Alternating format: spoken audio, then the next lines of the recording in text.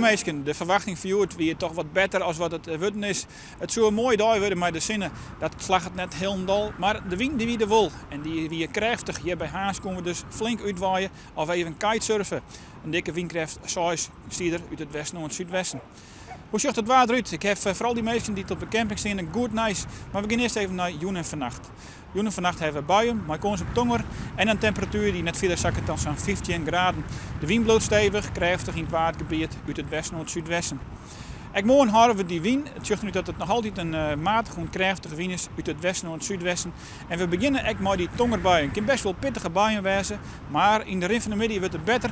En na de joentita krijgen we een schinnenloft.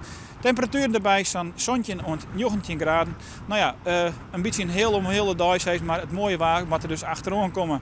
En dan ben we aan het fruitje en dan heb ik dat positieve nieuws voor iedereen die in Friesland op vakantie is.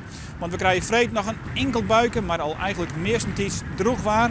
Temperaturen van 17 graden, 18 graden, een noordwestelijke wind. En dan neemt die wind in het weekend aan, dan wordt het een zwakke tot matige wind en de temperatuur die gaat omheeg. Zonnetje op vreed, 19 op sneeuw en 21 op sneeuw. En zet het nou stiet, begint takken weekend 23 of 24 graden.